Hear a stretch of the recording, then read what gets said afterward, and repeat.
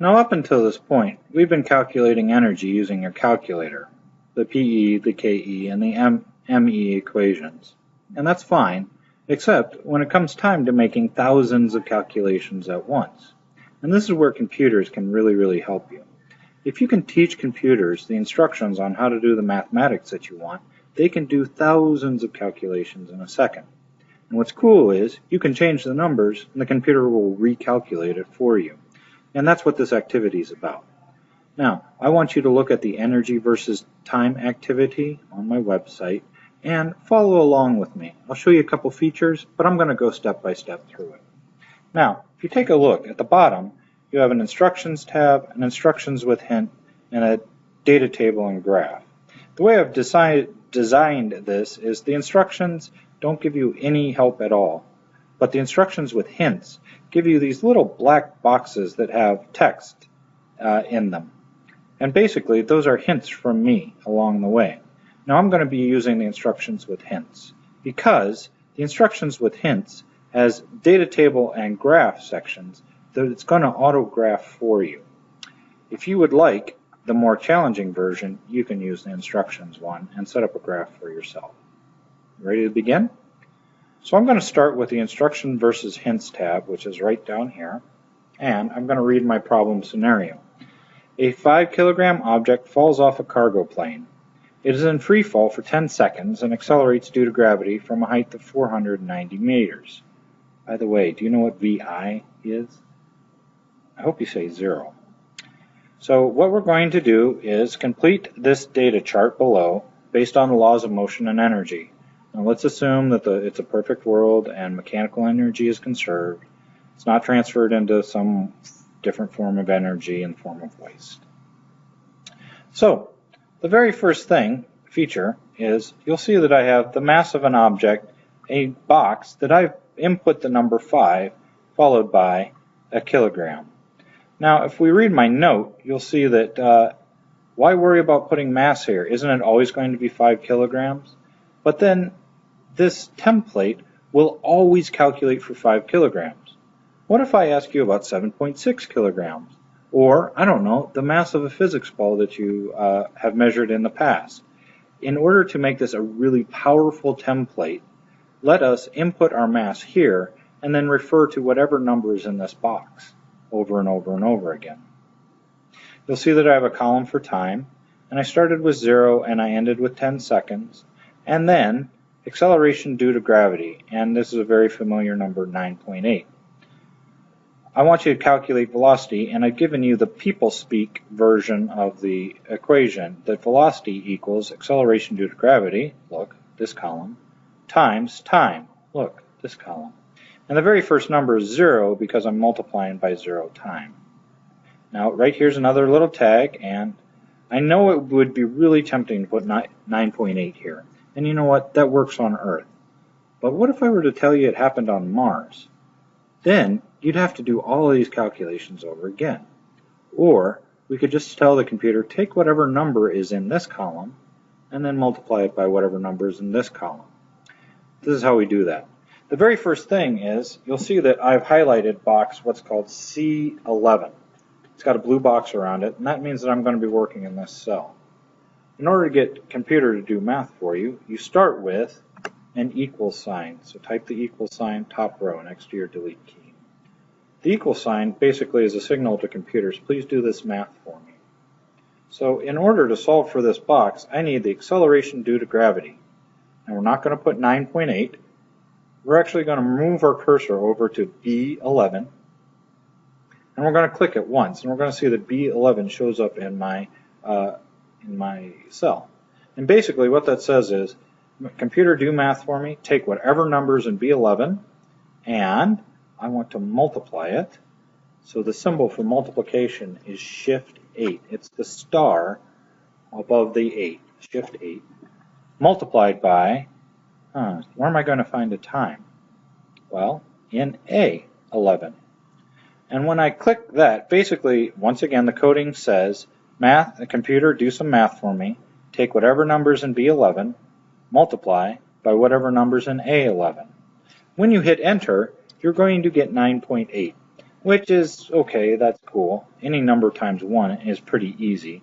But I'm going to do a process called dragging and dropping. You'll see that I've highlighted C11 again. And you see this little blue box right here in the corner? That when I cover it up, it goes into the crosshairs. I'm going to hold down my left mouse key and I'm going to drag it down. Now that's pretty cool because it has just done 8 calculations for me in about 1/10 of a second. Dragging and dropping just basically takes the code that you've written and applies it to the next row, which is cool. So here's the height, and here's the people speak version. Height equals height initial minus 1/2 acceleration due to times time squared, and this is coding that humans understand. Can we translate it into computer speak? Well, you'll see that I have my initial height in the box D10, and that's good, but I want to write coding in box D11. How do I get the computer to do math for me? The equal sign. So I start with the equal sign, and then I want it to take whatever my initial height was in box D10. Now here's the thing, I want it to go always back to box D10. And so in order to get the computer to do that, between the D and the 1, I'm going to insert a $sign. And then I'm going to subtract, and I'm going to open up a parenthesis so it does all these next functions all together. Now, it's hard for me to type 1/2 in computer speak, but I know that 1/2 is 0.5. And now I'm going to multiply that by the acceleration due to gravity, and I know it's tempting to put 9.8, but in this case, why don't we just simply say B11? And then I'm going to multiply by whatever the time is, but I'm going to square it. Now, there is coding around squaring, but I think that the easiest way to talk about squaring is a square is simply a number multiplied by itself. So we're going to do that. We're going to take whatever number is in box A11, and we're going to multiply by whatever number is in box A11. Now, the second A11, you're actually going to have to type on your keyboard. I'm going to close the parenthesis, and when I hit enter, it's going to auto-calculate for me what the new height is.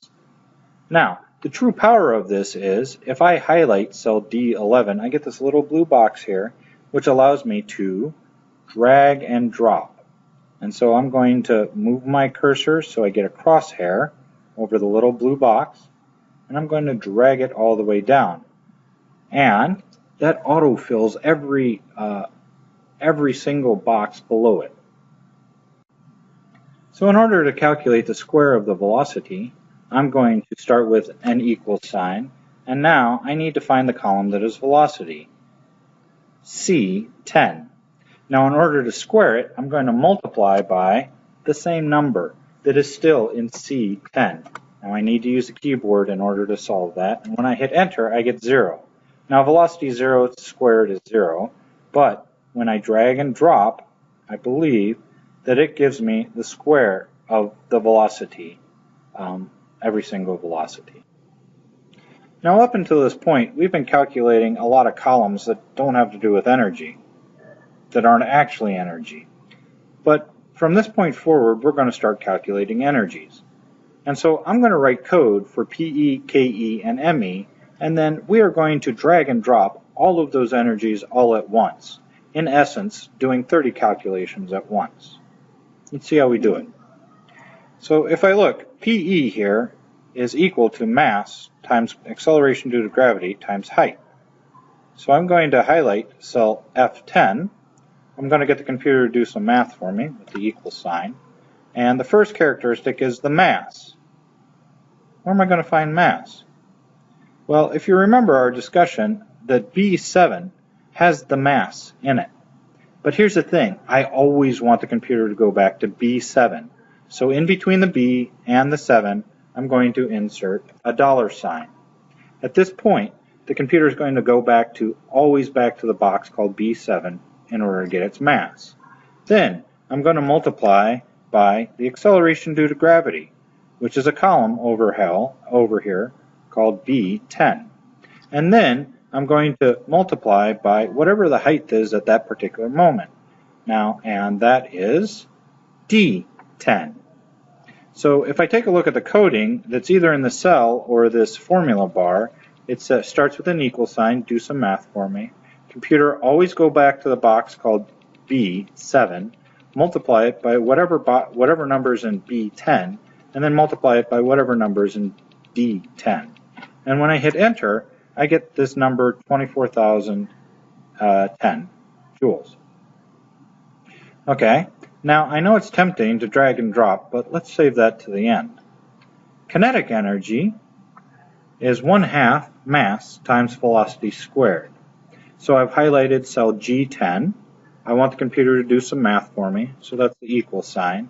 And now I want 1/2, it's hard to write on a computer, but 0.5 is not. I want to multiply it by the mass. I'm going to go to B7, but I always want it to go to B7. So between the B and the 7, I put a $sign. And then I multiply it by this number V squared. Now you've done some preparation work. Is there a column that is actually the V squared column? And that is the E column. And so if you click E10, that will give you V squared.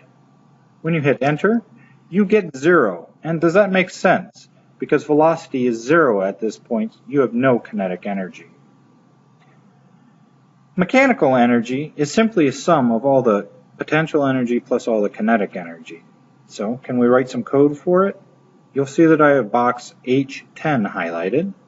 In order to get the computer to do math for me, I hit the equal sign, and then I add kinetic energy, and then plus whatever the potential energy is, and I hit enter.